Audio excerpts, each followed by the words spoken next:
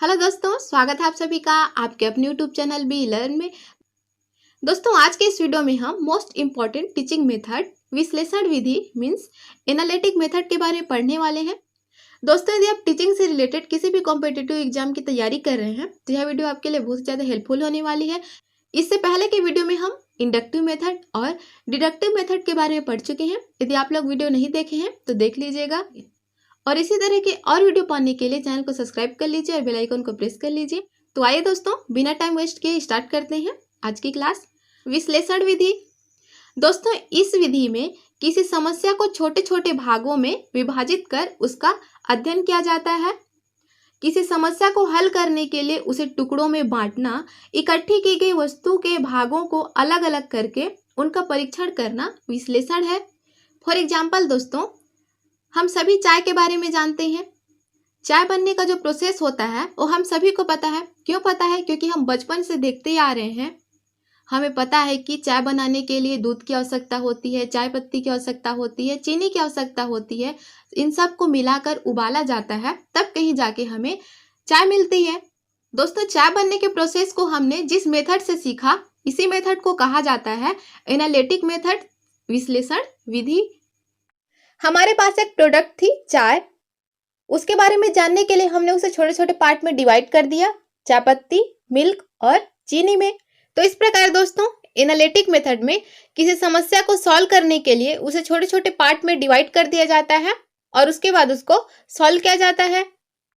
दोस्तों, मुख्य रूप से विश्लेषण विधि का प्रयोग गणित विषय के शिक्षण में किया जाता है।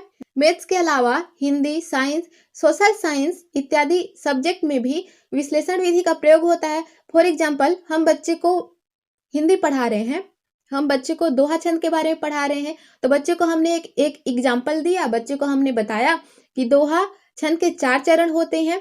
उसके बाद हमने उसे छोटे छोटे 4 चरण में बांट दिया। जो एक उदाहरण दिया था हमने उसे 4 चरण में बांट दिया, और उसके बाद हमने पहले और तीसरे चरण में 13 मात्राएं होती हैं, दूसरे और चौथे चरण में 11 मात्राएं होती है।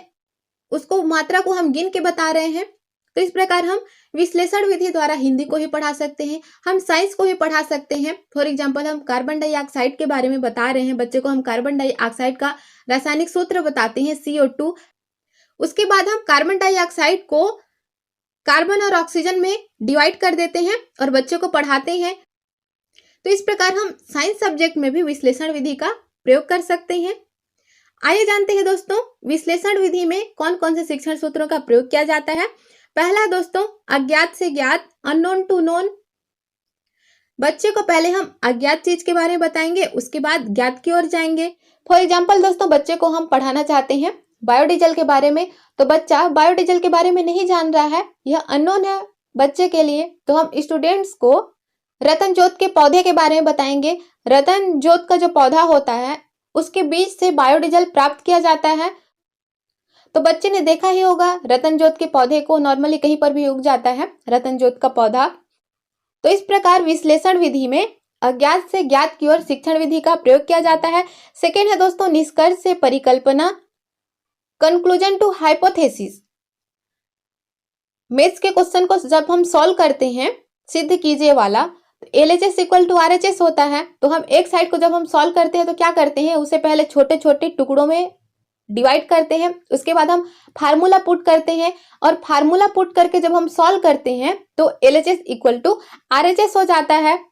तो हमें पहले से ही पता है, निष्कर्ष हमें पहले से ही पता था LHS इक्वल टू RHS होगा। तो हमने एक साइड को सॉल्व किया, छोटे छोटे टुकड़ों में फार्मूला पुट किया, उसको सॉल्व किया, और LHS इक्वल टू RHS सिद्ध हो गया। तो इस प्रकार दोस्तों, विश्लेषण विधि में निष्कर्ष से परिकल्पना की ओर शिक्षण सूत्र का प्रयोग किया जाता है। थर्ड है दोस्तों, अमूर्त से मूर्त की ओर, अब्स्ट्रैक्ट टू कॉन्क्रीट। इस शिक्षण सूत्र में पहले अमूर्त चीजों के बारे में बताई जाती है, उसके बाद मूर्त चीजों के बारे में बताई जाती है। जैसे मैथ्स का फॉर्मूला होता है, आयत का क्षेत्रफल इक्वल टू क्या होता है, लेंथ इंटू ब्रीथ, लंबाई गुणा चौड़ाई। तो हम फार्मूला क्या है, फार्मूला अब्स्ट्रैक्ट है, हम उसे देख नहीं सकते, छू नहीं सकते, अमूर्त है फार्मूला।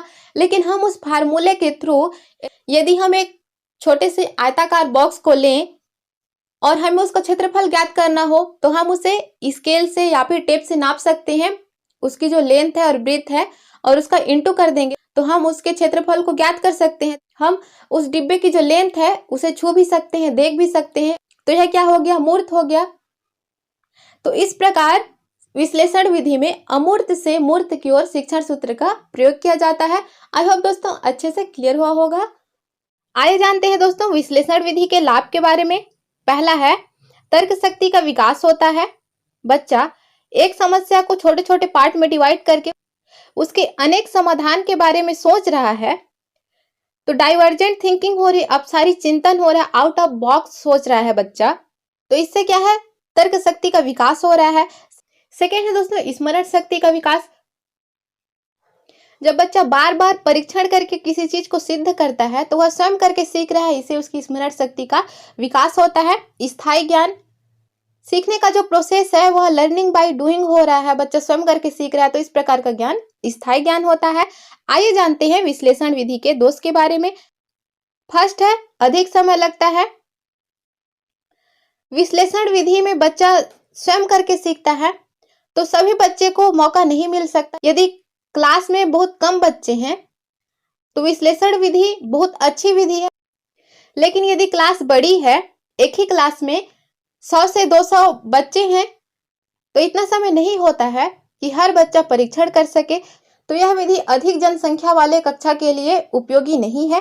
सेकेंड है पाठ्यक्रम समय पर पूरा नहीं हो पाता, ज्यादा टाइम वेस्ट होता है इस विधि में, इसी कारण पाठ्यक्रम समय पर पूरा नहीं हो पाता है। थर्ड है दोस्तों सभी विषयों पर समान रूप से अच्छी तरह से लागू नहीं हो सकता है। यदि बात करें हम साइंस सब्जेक्ट की तो उसमें परीक्षण करना रहता है और अधिक जनसंख्या वाले छात्रों की कक्षा में यह पॉसिबल नहीं है, तो सभी विषयों के लिए यह विधि उपयोगी नहीं है। इसीलिए मुख्यतः गणित विषय के शिक्षण में इसका उपयोग किया जाता है। एक बार आप फार्मूला बता दीजिए, बच्चे उस फार्मूले के थ्रू क्वेश्चन को सॉल्व करेंगे। तो मैथ सब्जेक्ट के लिए बहुत ही ज्यादा उपयोगी शिक्षण विधि है विश्लेषण विधि। आई होप दोस्तों विश्लेषण विधि के बारे में आप अच्छे से समझ गए होंगे। यदि किसी प्रकार का कोई डाउट है तो आप कमेंट करके पूछ सकते हैं। आज के वीडियो में बस इतना ही, मिलते हैं नेक्स्ट वीडियो में एक नए इंपॉर्टेंट टॉपिक के साथ। Thank you so much for watching this video.